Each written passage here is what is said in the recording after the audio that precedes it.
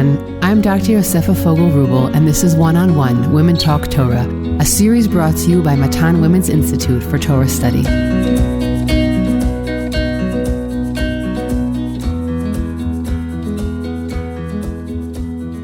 Welcome back to Matan's One-on-One Parsha podcast, where we discuss deep thematic points about the Parsha. This week's episode has been dedicated in memory of Basha and Leible Guttman by their daughter Sarah Waldman. They were Holocaust survivors, met and married in a displaced persons camp, and went on to build a life together in New York. Their hearts, though, were always in Israel. Their lessons and memories are very much alive in their children and family. If you would like to sponsor a podcast episode, please contact the Matan office via telephone or email me at podcast@matan.org.il. This Bereshit series is titled Choseness and Choices. The book of Bereshit is propelled forward by God's chosen representatives, Adam, Noach, Avraham, Yitzchak, Yaakov, but these messengers impact the world because of the choices they make, and it is the nexus between being chosen and the human choices that actualize this divine will in the world that we are exploring in these episodes.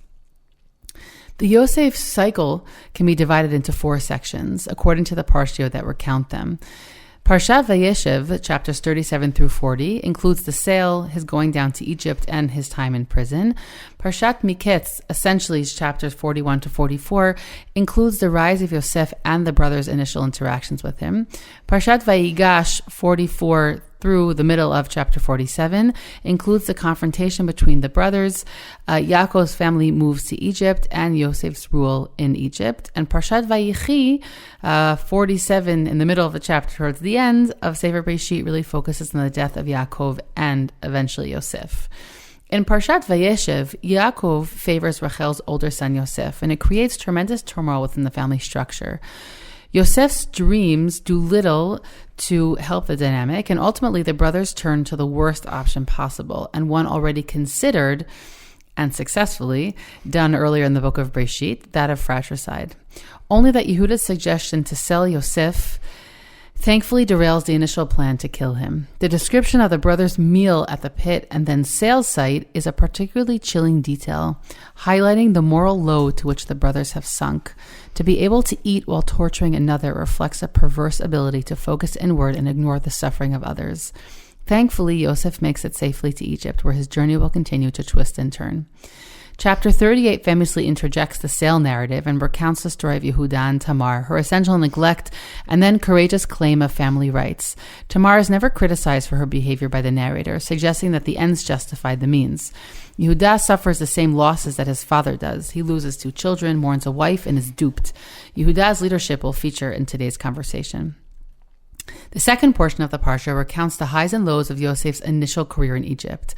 After finding favor in the eyes of his master Potiphar, he falls prey to Potiphar's wife's sexual scheming, which lands him in jail.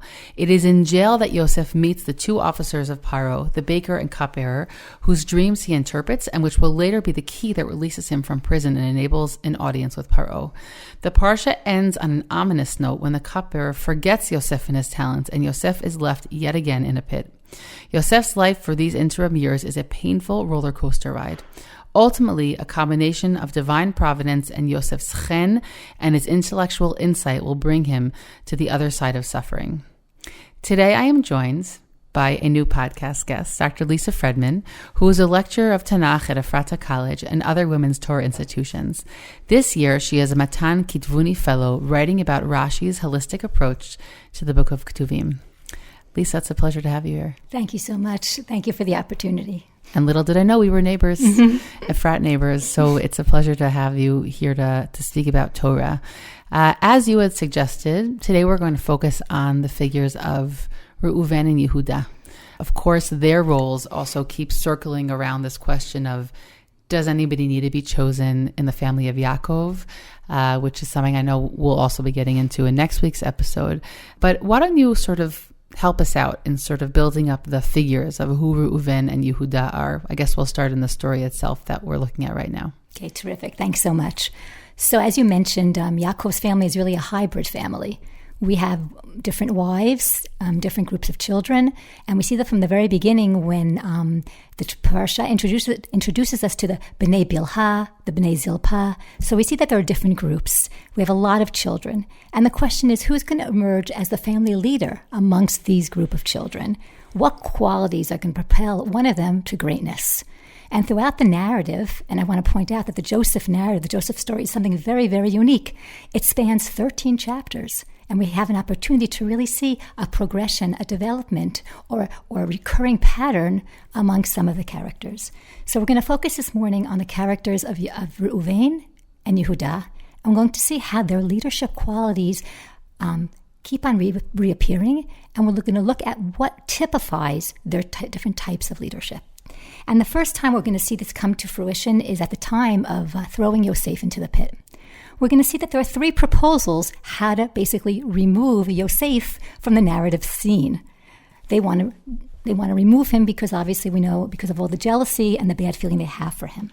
So what do the brothers say? The brothers get together and they decide, when they see him from afar, we're going to kill him and then we're going to throw his body in the pit.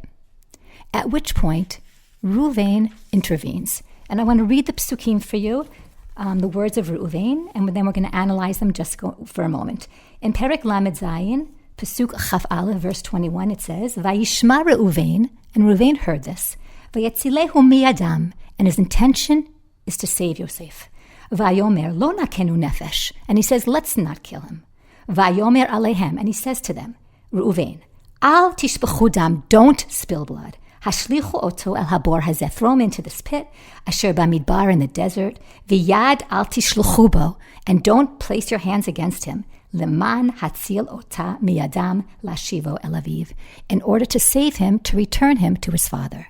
Notice that the inclusio, the bookends, in terms of what Reuven is saying, is to save him.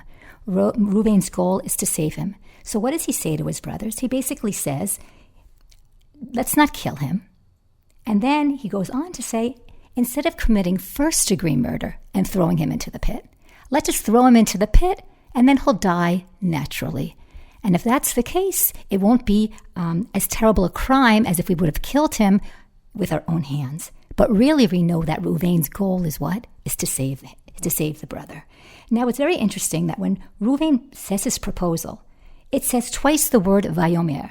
It says Vayomer, he says at first, let's not hurt him. And then it says again, Vayomer alehem. And then he said to them, let's throw him in a pit and he'll die naturally. Why does the Tanakh say twice in a row Vayomer and he said, if there's no interruption in between those two statements? Generally, we have an introduction of, and he said, if someone interrupts the narrative. But no one interrupts it. So the Ramban proposes, based on something later on, that Reuven actually had 2 proposals. The first proposal was, Lo nakenu nefesh. Let's not kill him. But when he saw the brother's reaction, he realized that he was not going to succeed, so he changes his proposal, and then he says to them, Vayomer alehem Reuven. At that point, he says to them, you know something, let's throw him into the pit, let it not be first-degree murder, and then he planned to go back to save him. Now, why is Reuven interested in saving in saving Yosef? What's motivating him? And clearly it would seem because he's the oldest, because he's the Bechor, and he feels the responsibility for his younger brother. And later on, when he comes to the pit, he's away when the sale happens, and he sees that the pit is empty. What does he say? Vayomer, hayelet einenu, the lad is not there. V'ani, ana, ani ba, and what am I going to do? And we see here the idea that he feels this tremendous responsibility about Yosef, because he is the oldest child. So the brothers accept his proposal. And as Yosefa mentioned, they sit down and they have a meal and so on. And as this is transpiring, we know that then Yehuda comes and he intervenes and he says his proposal. And now I want to look at the proposal of Yehuda. Well, before you go to Yehuda's proposal, I guess I just want to also interject, which is that there's always been something very jarring when it says Vayeshev Reuven el habor, that we always have this question, why did you leave? Because the sense is that while as the eldest child, he felt a responsibility. Also, the responsibility is clearly to his father. It's not to his brother, which is why he says that he will return him to his father. Meaning he says, lo nakenu nefesh, meaning there is a moral claim there. But then the real impetus for saving is so that they could return him to his father. When the brothers sort of accept his proposal, it seems pretty clear that they're not really accepting his proposal. I mean, there's something about Reuven's authority that already here feels very weak. Also because a younger brother comes in and gives another suggestion that they're going to listen to, but also because what is that? Why would he walk away? Meaning, if he's actually concerned that they're going to kill, then why would you disappear in this scene? It seems not responsible to walk away. I mean, also, I would like to imagine that he understood that the brothers weren't utterly convinced by him, or didn't utterly feel bound by his authority. And so there's just always something very jarring about that. Yeah, I'm agreeing with you, and we're going to see another proof that the idea that they accept his words, but not completely. I'm agreeing with you 100%.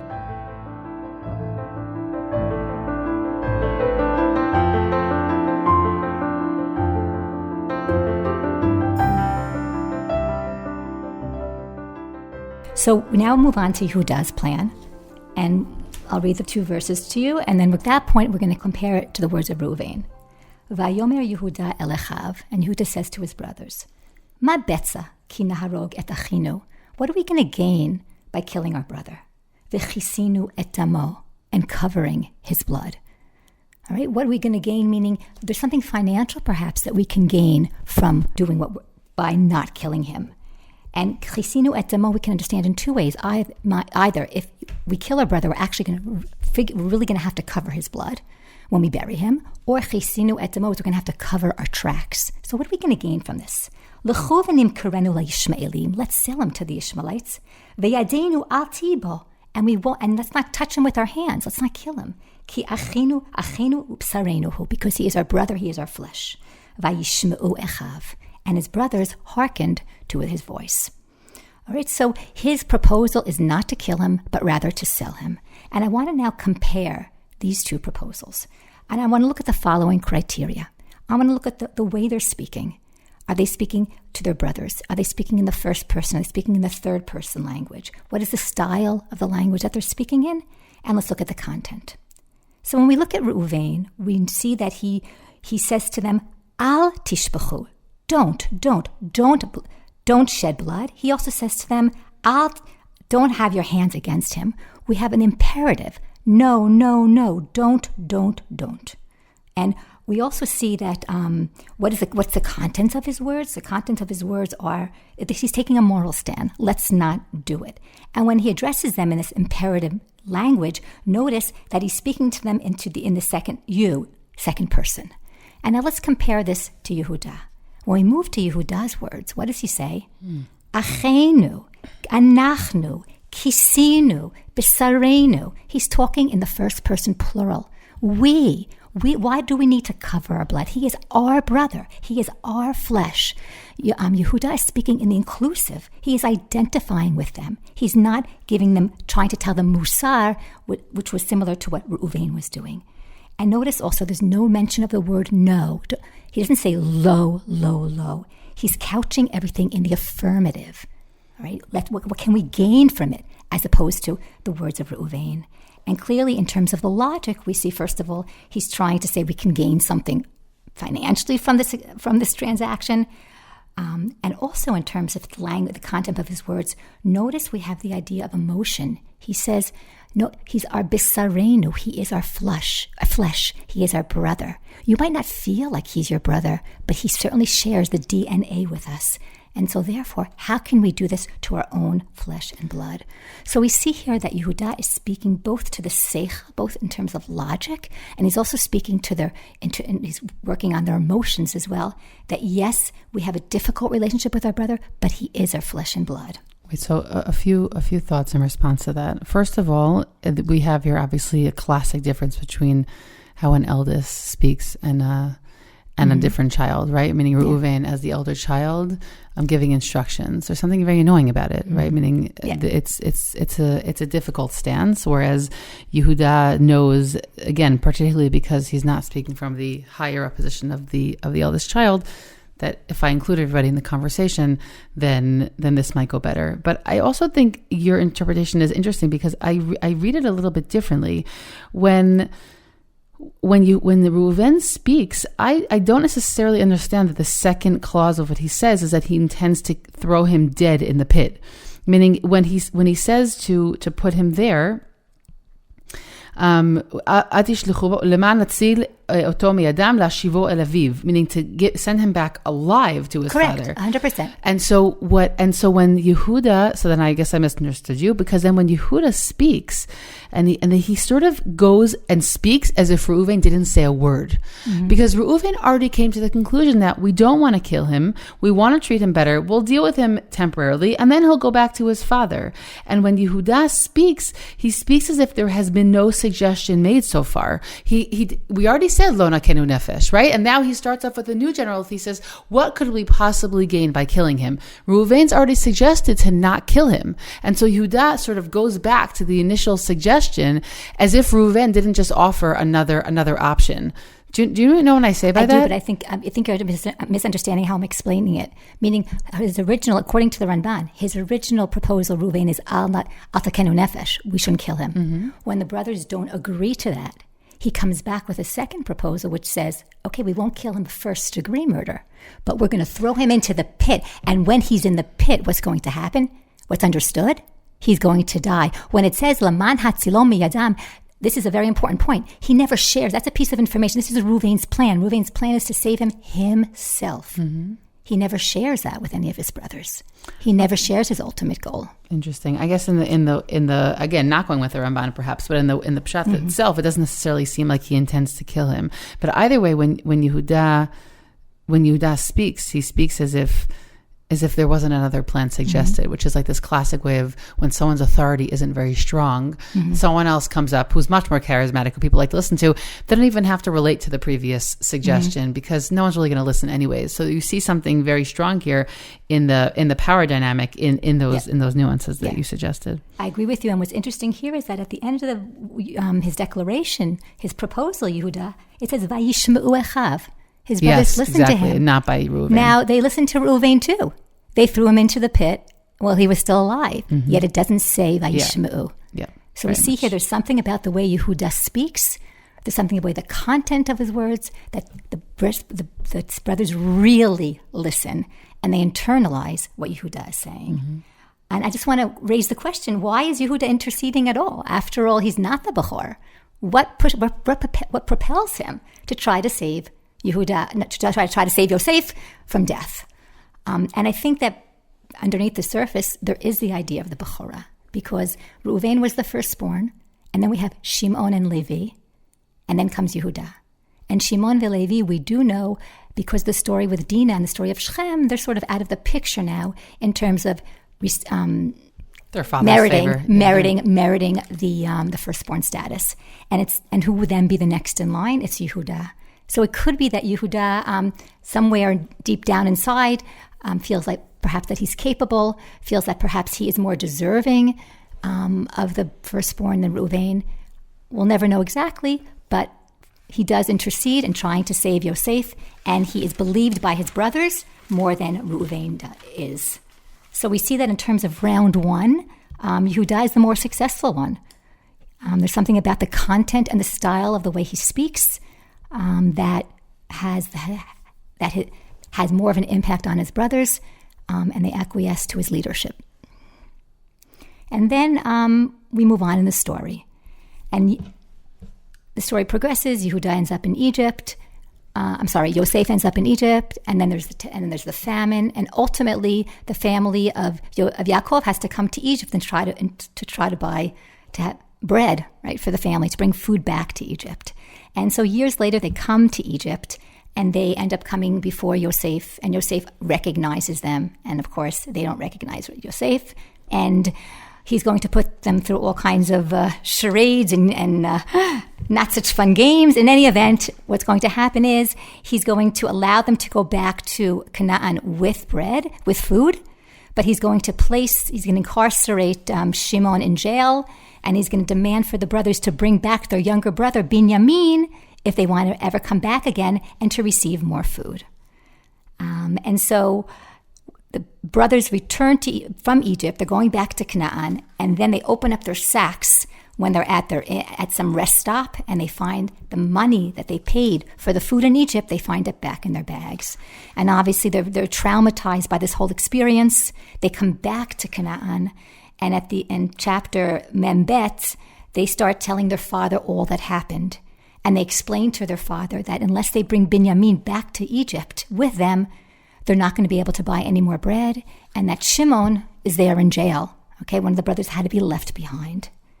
And at this point, it's going to be a challenge. How are they going to convince their father to let Binyamin go down to Egypt? And we know this unique relationship that Yaakov had with Binyamin, the only surviving child from his beloved Rachel. After all, at this point, Yosef has disappeared. And so at this point, we're going to see the two brothers who are going to try to convince their father. It's going to be Reuven and Yehuda. And so immediately upon returning from Egypt, it's Reuven who's going to intervene and try to get his father to send down Binyamin. So Reuven turns to his father in Pasuk Lamed Zayin and says, Vayomer Reuven el aviv lemor, et shnei vanai tamit imlo avienu elecha. He says to his father, you can kill my two sons if I don't bring Binyamin back with me. Tzna oto al yadi va'ani ashivenu elecha. Give Binyamin to me, place him in my hands, and I will return him to you. This is the proposal that Reuven makes, trying to convince his father to send Binyamin down to Mitzrayim. And the proposal is very, very strange, obviously. What does he say? If I don't return him safely, you can kill my two sons. And Rashi obviously says on the spot, what does Rashi say? Lo kibel dvarav shel Reuven. Yaakov did not agree to the words of his son Reuven. Reuven b'chor shotehu zeh. Reuven, it seems like it's a very, very silly comment. Hu omer lahamit banav. He's offering that he will kill his sons. V'chi banav heim v'lo banai. And what, these are not Yaakov's grandsons? So there's something irrational about what Reuven is saying. I'll also say that it connects him to two other really negative stories where people offered up their own children. It connects us to the story of Sodom and to its mirror image of the story of Philegesh Begivat, where you have a parent who offers up their children to be harmed. And I'm just highlighting how odd it is. It's really... Yeah. It's very odd. Some modern scholars point out that perhaps we have here the idea in the ancient world like an eye for an eye, the idea that if he doesn't bring back Binyamin alive, so therefore his children will be killed. But certainly that's not in the spirit of Judaism, that idea.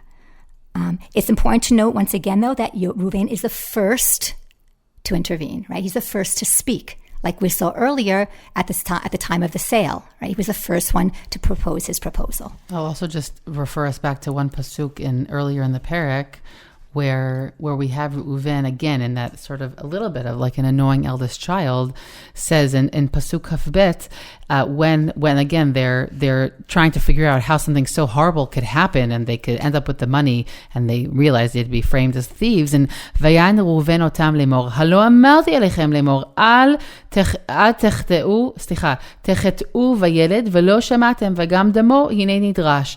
Right, and he says, I told you all the time, all the way back then. It also, by the way, preserves the twice Vayomer, like you mentioned earlier.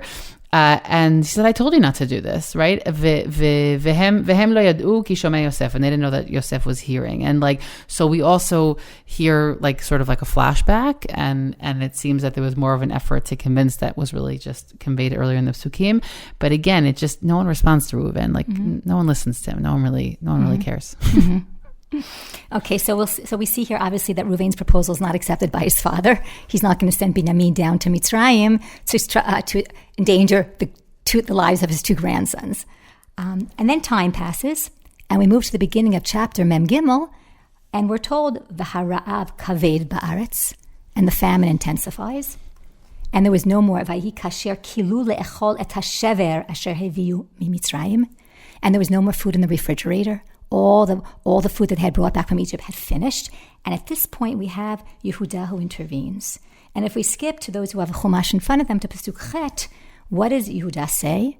He has a very, very, quite a long speech here, but we're going to skip to Pasuk Chet. Vayomer Yehuda el Yisrael aviv. And Yehuda said to his father Yisrael, Shilcha hanar iti, send the lad with me. V'nakuma v'nelecha v'nichye v'lo namut. And we will get up and we will go and we will not die. Gam anachnu, gam ata, gam tapenu. Us, you, and our children. Anochi ervenu, I commit.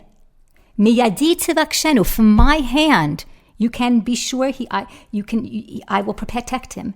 Im lo havetiv elecha, v'hitzagtiv lefanecha, and if I do not return him, v'chatati lecha kol hayamim, I will be guilty all the days of my life. So he personally commits to returning Binyamin. And I want to now compare the two proposals once again of Reuven and Yehuda. Let's look at the time frame. Reuven spoke to his father immediately upon returning from Egypt, when they still had food. Whereas Yehuda waits, he displays patience, and he waited until what? Hara'av kaved ba'aretz. There was no food left. It was a dire situation. Let's look at the consequences of the action. We know that Reuven said, if I don't return Binyamin, you can kill my 2 sons. Notice, what does Yehuda say? I take responsibility, personal responsibility, if I do not return Binyamin. In terms of the logic of both of the proposals, we saw there was something irrational about what Reuven was saying, as opposed to the proposal of Yehuda, which is more logical. I am taking personal responsibility. We also have the collective speech that you noticed earlier, right? The collective He's speaking for everybody. It's a team effort. It's a team effort. And notice also something very beautiful. Reuven focuses on death. You can kill my 2 sons. Whereas Yehuda focuses on life. V'nichyeh v'lo namut. We will live and we will not die. And as Yosef said, the focus is on the whole family, on the collective. Gam anachnu, gam ata, gam tapenu.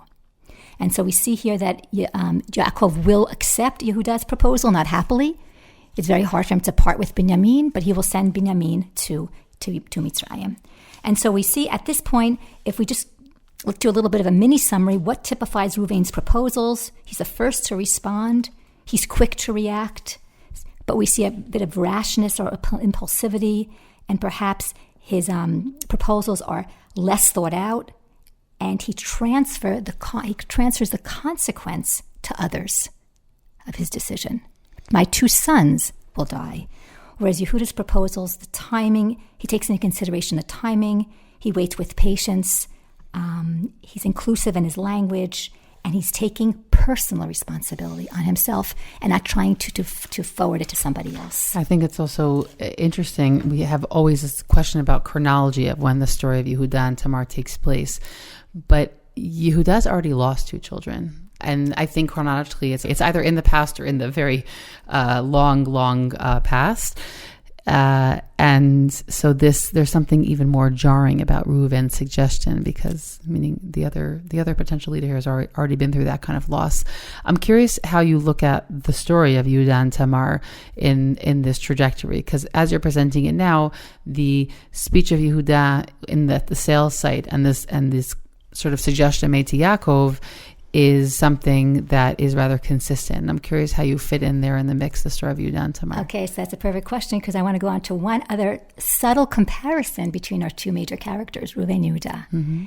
And that subtle comparison, I say it's subtle because, first of all, the stories are they're not next to each other, and it's not exactly the same scene, but it's an episode that I would call questionable sexual behavior, or a questionable sexual encounter. We'll start with Reuven. Earlier on in Perek Lamed Hey, we read about an episode where he ostensibly sleeps with Yaakov's Pelegesh, Bilha. In Perek Lamed Hey, Pasuk Chavbet, and it's a very, very strange, give me one moment, we'll read it together. We're told, Vayelech Reuven, Vayishkav et Bilha, Pelegesh Aviv, Vayishma Yisrael. And Reuven went and he slept with his father's concubine, and his father heard, Vayhi b'nei Yaakov shnei masar. And then the Pasuk tells us that Yaakov's children are 12, and tells us, the names. It's unclear what happened here. According to Parshat, it could be that he actually slept with his father's concubine. According to Chazal, he didn't sleep with his concubine, but he moved around the beds after Rachel's death. And that's something, obviously, which is very, very improper. In any event, we just see here that there's some kind of improper questionable sexual encounter. With an attempt, though, to make his position in the family stronger. Meaning he wants his mother to become more prominent. The byproduct of that is that he will be stronger. And if you read it from the Pshat of the story, which I agree, it's very elliptical, this little nugget here. We don't really know the fullness of the story. That one of the reasons why people would sleep with someone's concubine is to show their dominance in the family. So we have that, of course, later in Sefer Shmuel and Melachim, Adoniyahu and others. So, it fits in with this kind of off effort to assert his position. Right, exactly. I mean, the story of Avshalom too, sleeping with the concubines of his father David. Yeah. All right, and notice here that there's no response from Reuven. We have this action and there's no response. And if we now go to the story of Yehuda and Tamar, where also it's a bit of a questionable encounter, although we know, of course, from this encounter, eventually will come the line of the Mashiach, so it's something which is deemed positive. But as it's happening, perhaps we can raise some questions. One thing that's very, very noticeable about this encounter is that Yehuda takes and accepts responsibility. Mm-hmm. When Tamar sends the symbols, and he could turn his head and pretend he doesn't know, he said, Tzadka mimeni, she is more righteous than I. So we see here again the idea of accepting responsibility, personally accepting responsibility, something that we've seen earlier in the last episode between sending Binyamin down to Egypt. And the last, I think, juncture in our story, if we go back to the Joseph story. Wait, I just want to interrupt one more thing. That the whole crux of this story of Yehuda and Tamar is that he didn't want to lose his third child, meaning he thought that in some way, as Chazal call her, Isha Katlanit, there's something about Tamar that was sort of cursed the lives of his children. Mm-hmm. And it's another element that sort of strengthens the contrast with Reuven, meaning he goes through what seems to be inappropriate at the end, meaning he was supposed to give her Shelah, but he doesn't want to lose his child. Mm-hmm. And so it aligns him again more with Yaakov and those who are connected to their children, and furthers him away from Reuven, who in coming chapters will offer up his children. Mm-hmm. Yeah, very nice. If we return back to the story of Yosef, the last episode that I want to talk about just for a moment is they bring down Binyamin to Egypt. And as they leave Egypt, he's framed, and we know that the gavia, the cup, the goblet, is placed in Binyamin's sack. And then they're all brought back to Egypt, and Binyamin is going to have to be a slave for Paro forever. At which point we have the very, very emotional address where Yehuda steps forward, Vayigash Elav Yehuda, and he speaks to Paro, and he basically describes the picture of what will happen if Binyamin is left there forever. And he focuses on his address on the old father who's there in Canaan and Canaan, who will be heartbroken if the child is not returned. And at that point, he promises he's willing to trade places with Binyamin. He asks to switch places. He wants to take responsibility for the actions and put himself in the place of Binyamin. And so here again, we see the leadership of Yehuda coming forward with a proposal that is logical, which takes responsibility. And notice here that there's no mention of Reuven.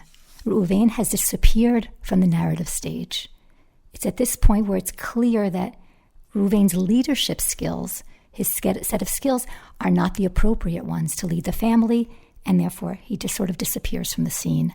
And it's Yehuda who comes forward with tremendous bravery, and at this point he so touches, his words so touch Yosef, that Yosef reveals himself. At this point he's going to reveal himself to his brothers.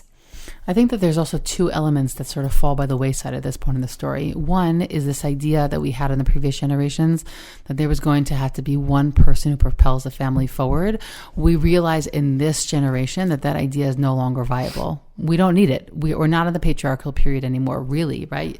Yosef or even Yehuda, they're not going to be patriarchs. They're going to be part of the Shvatim. So we've sort of been able to leave that on the side. And we've also left on the side this whole, the Bechor has, meaning in all the other stories, we had to flip the idea. The Bechor should be, and therefore we have to flip it on its head because somebody else was going to get the position.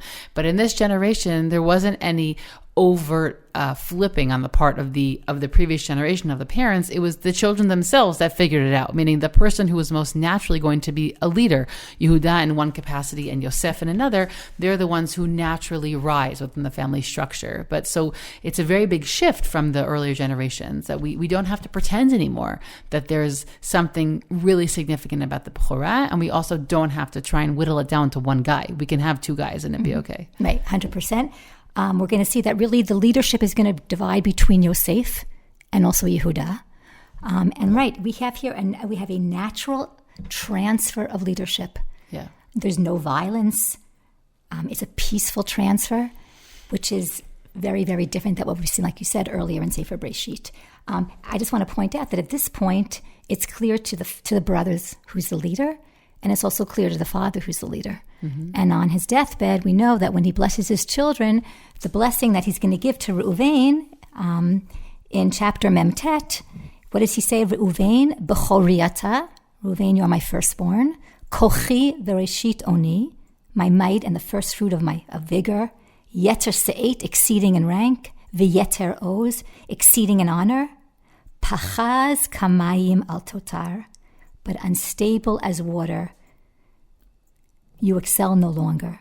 Ki alita mishkave avicha, for when you mounted your father's bed, as chilalta yitzuei Allah, you brought disgrace my couch by mounting my couch. So we see here the trait which is being focused on in terms of Reuven is his impetuous nature, the rashness in terms of how he acted, which we've seen throughout the stories, and therefore that firstborn status will be divided among others.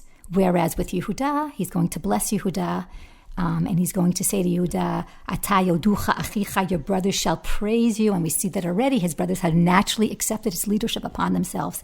Yadcha be'oref oivecha, your hand shall be on the head, at the nape of your foes. Yishtachavu lecha b'nei avicha, your father's sons will bow low to you.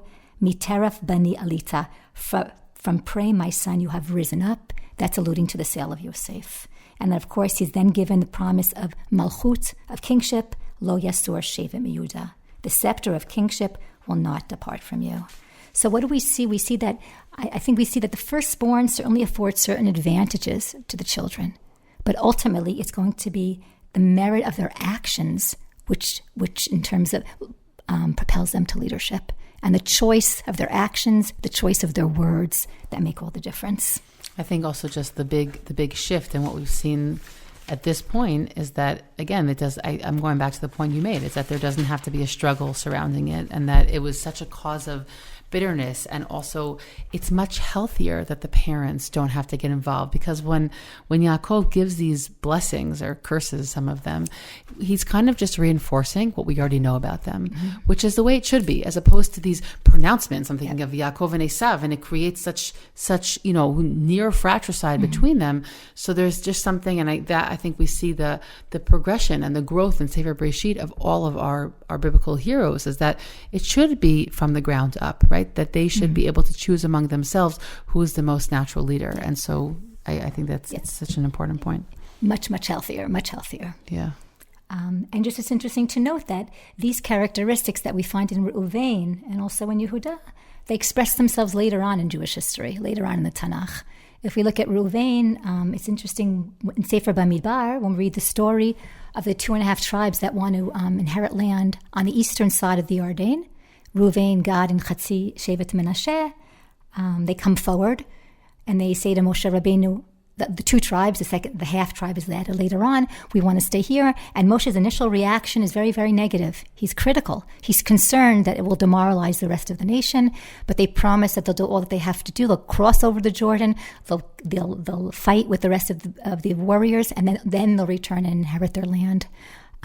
But the idea that they wanted to stay there, initially that's a little bit of a rash decision. Mm-hmm. And it's interesting, in the book of Mishlei, there's a verse, in Perek Chaf, Pasuk Chaf Aleph, it says the following: Nachala mevohelet barishona, ve'acharitza lo tzivorach. An inheritance may be acquired hastily in the beginning, but its end will not be blessed. And Rashi applies this pasuk to Reuven and Gad. And I want to point out, when the 2 tribes come forward, who's the first one named among the 2 tribes? Reuven, right there again.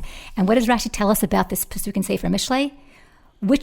He says, which one hastened to take hurriedly? The sons of Gad and the sons of Reuven, who hastened to take their share on the other side of the Jordan, and they spoke hastily, as it says, we want to build sheepfolds for our cattle here and cities for our children. They made the main thing of secondary import, for they placed their flocks before their children, but its end will not be blessed, for they were exiled many years before the rest of the tribes. So here this characteristic of hastiness sometimes is something which is going to bring them down. You also get the feeling, and this is a psychological analysis that, bears no weight, except I'm just going to share it, which is that there's something in the fact that Reuven, he tries to rule over and he's not successful. And then as a tribe, they say, well, if we're not going to be ruling over this group, then we might as well separate from them. Meaning there's something there. It's sort of I don't know if it's a defense mechanism, but it's sort of, well, this isn't worth my time. So I might as well be a little bit selfish and say, this is what's good for me. Anyways, we don't seem to be working as a group, because as a group, I want to be the superior and you're not accepting my authority. So I think that that's just also interesting how that plays out. And we do know that it's problematic. And in the follow-up to that story, in the end of Sefer Yoshua, when they think that they're doing Avodah Zarah, right? They really think that there's an altar that was built there, and they're not doing the right thing. And there's something about Reuven that constantly doesn't come across well, and we know lots of people like that, right? We know lots of people who have really good intention, but there's something in their delivery is just makes them not successful. And it's always hard to sort of pinpoint what that is, but I feel like you really get that kind of character shaping from Reuven. Reuven he's a good man, right? He wants to do good things. He loves his brother. He loves his father, but there's something that just comes up as underwhelming about him sometimes. Definitely agreed. Yeah. And in contrast, if we look at the continuation from the line of Yehuda, we see many leaders that emerge from the tribe of Yehuda who show tremendous responsibility. David HaMelech, we know that he has some tremendous sins during his lifetime, but he redeems himself by accepting responsibility upon himself, like his forefather Yehuda. And so, too, we see in the story of Megillat Ruth, Boaz, a descendant also of Shevet Yehuda. We see him also accepting responsibility and helping Ruth, ensure her future. So it's interesting how this DNA, in a sense, passes down from generation to generation. And just, I think, in terms of the qualities that we talked about, and if we talk about modern leadership, many of the qualities that we talked about, I think, are also very, very important in leaders today. Whether we saw with Yehuda the idea of fostering a feeling of camaraderie, being part of the people, being aware of their needs, their desires, and their circumstances with them, not being above them, not acting alone. If you remember that Yehuda emphasized when he's trying to save Yosef, he says, our brother, our flesh. He was trying to spin a little bit how the brothers looked at Yosef. And I think part of being a leader is also being able to change the nation's perception of certain things when the leader feels like the perception is incorrect. We also saw the idea that Yehuda framed things in the positive, in the affirmative, and how important it is that a leader projects optimism. I think we're going through very, very difficult times today, now, in Eretz Yisrael. And we know the reality, but when we have a leader that tries to talk in a positive, gives a positive sense, that certainly helps the nation. We also saw the importance of timing, acting properly at the crucial time. Very often that makes a difference between success and failure. And ultimately, the most important criteria, I believe, is accepting responsibility as a leader and not trying to transfer it to somebody else. So let's hope. I don't want to get too political, but I guess I'd say we're still waiting. We're waiting to find some Yehuda-like leaders. We've been lacking tremendously in all of those traits that you've I'm agreeing. Let's hope and pray that we'll merit a leader like that. And in merit of that leader, they'll lead us to a new and a better future. Amen. Lisa, thank you for this conversation. Thank you very much. I hope you've enjoyed this conversation as much as I did. I'm Dr. Yosefa Fogel-Rubel, and this is One-on-One Women Talk Torah, a series brought to you by Matan Women's Institute for Torah Study. Please do One-on-One and Women's Torah Learning a small favor by sharing this podcast with family and friends so that we can reach new listeners. You can stream and download these episodes on Spotify, iTunes, Google Podcasts, SoundCloud, and Matan's website. Don't forget to leave us a 5-star review in the comments. Please send us any feedback at podcast@matan.org.il. That's podcast@matan.org.il. Thanks for listening, everyone.